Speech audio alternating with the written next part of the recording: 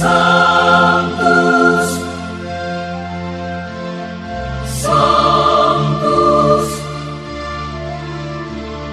Sanctus Dominus Deus Sabaoth.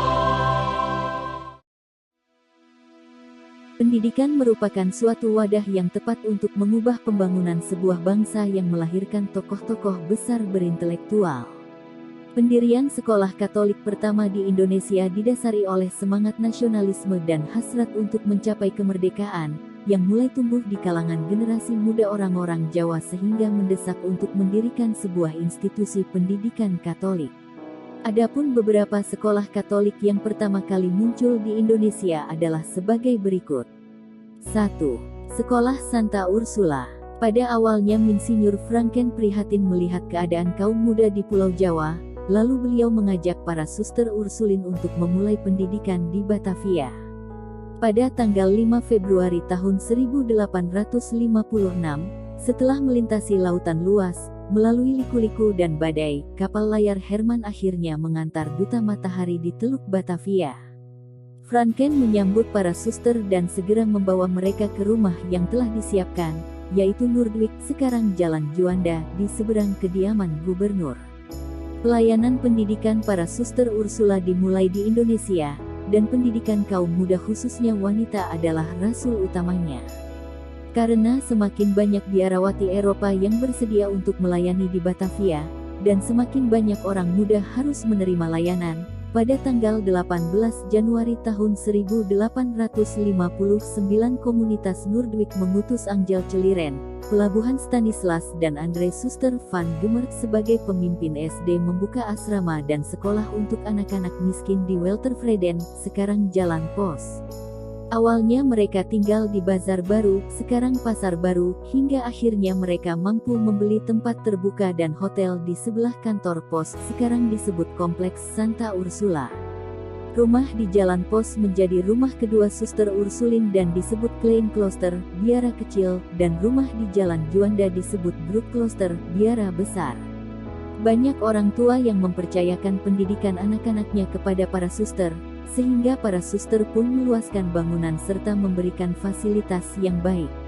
Pada tahun 1906 berdirilah HBS Princess Juliana, yang kemudian berganti nama menjadi SMA Santa Ursula yang mendapatkan izin penyelenggaraan pendidikan pada tahun 1931. SMA Santa Ursula Jakarta merupakan sekolah khusus perempuan yang telah memiliki sejarah panjang dalam mempersiapkan lulusannya menjadi pribadi yang utuh yang mampu berkiprah di masyarakat.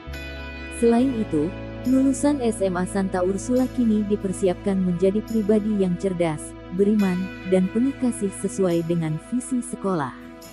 Dengan pengalamannya di dunia pendidikan, SMA Santa Ursula Jakarta telah melahirkan alumni yang berkiprah di tingkat lokal, nasional, dan global.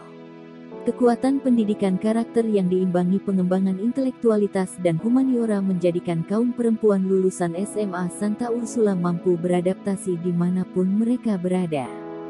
Kini para siswi yang masih belajar di SMA Santa Ursula tidak hanya berasal dari wilayah Jabodetabek tetapi juga dari berbagai daerah di Indonesia.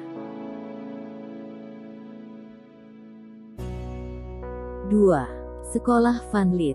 Sebagai bentuk realisasi untuk menghadirkan sekolah Katolik di Indonesia, Romo van Lith seorang pastor misionaris yang diutus ke Hindia Belanda membangun sebuah sekolah di Muntilan.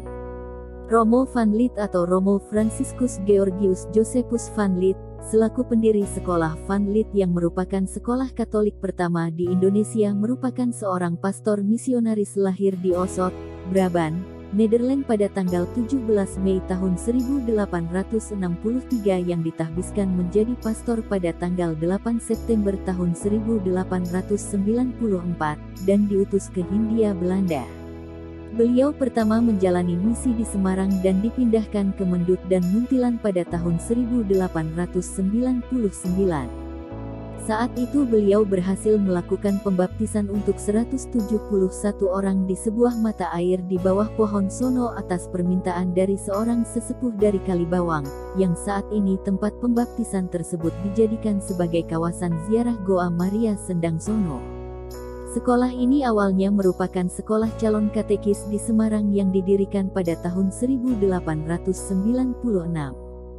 Sekolah calon katekis ini kemudian diubah statusnya oleh Romo van Lith pada tahun 1900 menjadi Quick School atau sekolah guru. Semakin hari murid di Quick School A semakin bertambah, sehingga pada tahun 1904 Quick School A mendapat bantuan subsidi dari pemerintah kolonial. Melihat Quick School A semakin banyak mendapat murid pribumi, maka dikeluarkan gagasan untuk mendirikan Quick School B, di mana Quick School A menggunakan bahasa pengantar dengan bahasa lokal, sedangkan Quick School B menggunakan bahasa Belanda sebagai bahasa pengantarnya. Demi mewujudkan penguatan dalam hukum, maka pada tahun 1906 didirikan sebuah yayasan yang bernama Romasce Katolik atau Quick School Te Moentilan yang nantinya akan mengelola sekolah-sekolah guru di Muntilan, Mendut dan Ambarawa dengan sekolah-sekolah latihannya. Pada tahun 1910 Quick School Muntilan diubah menjadi College Xaverius. Rama Mertens ditunjuk sebagai rektor pertama College tersebut. Selain mendidik dari sisi pengetahuan murid-muridnya, College Xaverius juga mendidik murid-muridnya dalam hal skill dengan pelajaran tambahan seperti olahraga dan menyanyi.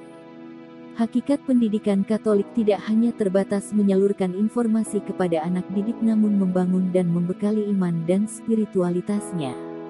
Iman dan spiritualitas tidak hanya diajarkan melalui teoritis saja, namun juga mencakup pembentukan watak, karakter, dan moralitas tiap-tiap muridnya. Keberhasilan pendidikan dari Romo van Lith tidak hanya sebatas pada penambahan jumlah umat Katolik, melainkan juga mencetak pemimpin-pemimpin gereja dari sekolah yang beliau bangun.